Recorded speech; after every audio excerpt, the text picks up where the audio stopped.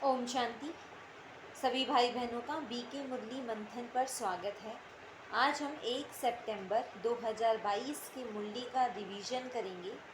आज बाबा ने सार में कहा कि हम बच्चों को, हम ब्राह्मणों को देवताओं से भी जास्ती रॉयल्टी से चलना है, क्योंकि अभी हम निराकारी और साकारी ऊंच कुल के हैं। क्योंकि हम निराकारी कुल यानी कि ईश्वरीय कुल के हैं और साकारी कुल यानी कि ब्राह्मण कुल के हैं। ये दोनों ही कुल देवताओं से ऊंच कुल हैं। इसलिए बाबा ने कहा हमें बहुत ही रॉयल्टी से रहना है। हमारे उठने बैठने खाने पीने सब में एक सभ्यता हो, रॉयल्टी हो। फिर बाबा ने आज प्रश्न किया, किन बच्चों का चेहरा फूल की तरह खिला हुआ रहेगा। तो बाबा ने कहा जो बच्चे ये याद रखते हैं कि हम तो बाबा ने कहा उन बच्चों के चेहरे पर सदा खुशी रहती है जो इस नशे में रहते हैं कि हम अभी बेहद के बाप से बेहद स्वर्ग की बादशाही का वर्षा ले रहे हैं। और बाबा ने कहा उनके मन में सदा ज्ञान और योग की ही बातें चलती हैं। इससे वो खुद भी पवित्र बनते हैं और औरों की भी सेवा करते हैं। आज का गीत है मरना तेरी गली में। तो आज बाबा ने मुरली में कहा कि हम बच्चों को अब देही अभिमानी बनना है। बाबा ने कहा इस पुरानी दुनिया से जीते जी मरकर अपनी देह को भूल आत्मा समझ हमेशा बाप को याद रखना है, ताकि हमारे कर्म में भी रॉयल्टी हो, बोल में भी रॉयल्टी हो, बैठने में उठने में चलने में हर चीज़ में रॉयल्टी हो। क्योंकि बाबा ने कहा सदा याद रहे कि हमारा कोड़ी जैसा जन्म अब हीरे जैसा बन गया है। अब हम निराकारी भी ऊंच कुल के हैं क्योंकि हम ईश्वर की संतान हैं, और साकारी भी ऊंच कुल के हैं क्योंकि हम ब्रह्मा की संतान सच्चे सच्चे ब्राह्मण हैं। बाबा ने कहा तुम्हारी इतनी रॉयल्टी थी तभी तो तुम्हारे मंदिर भी इतने ऊंचे बनाए गए हैं, उनकी देवताओं की इतनी ऊंची महिमा की गई है। तो इसलिए बाबा ने कहा कभी भी कोई भी उल्टा सुल्टा धंधा हम बच्चों को नहीं करना, हमें बाबा की श्रीमत पर रह हर कर्म करना है। आगे बाबा ने कहा कि श्रीनाथ के मंदिर में तो पक्की रसोई बनती है और जगन्नाथ के मंदिर में कच्ची रसोई बनती है।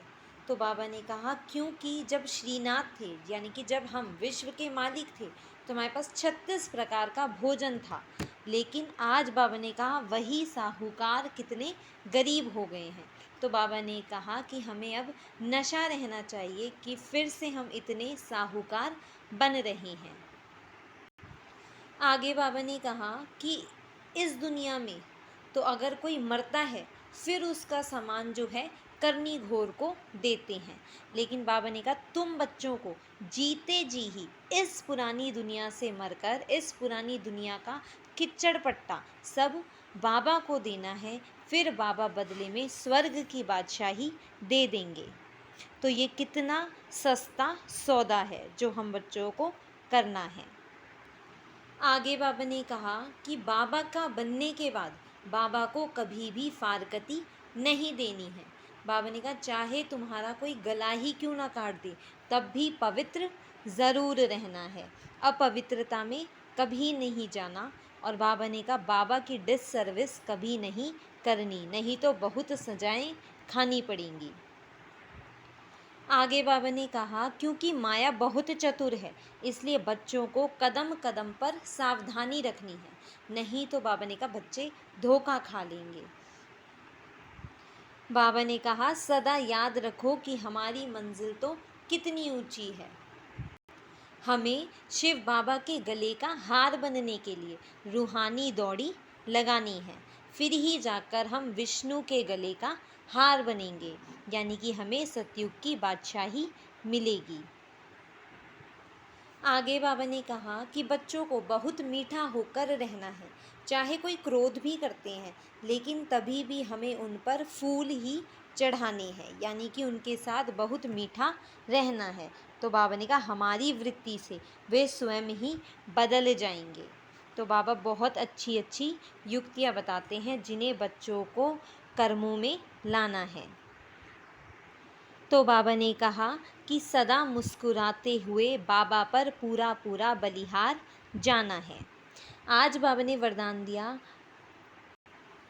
पूर्वजपन की स्मृति द्वारा सर्व की पालना करने वाले शुभ वृत्ति व मनसा शक्ति संपन्न भव। तो बाबा ने कहा हम ब्राह्मण बच्चे ही पूर्वज हैं। हम जिस भी आत्मा को देखें, चाहे वो किसी भी धर्म की हो, हमें स्मृति आनी चाहिए कि वह हमारे ग्रेट ग्रेट ग्रैंड फादर की वंशावली है। तो बाबा ने कहा जिस आत्मा को जिस शक्ति की ज़रूरत है उसे वो देकर संपन्न करो, क्योंकि पूर्वज पालना करते हैं।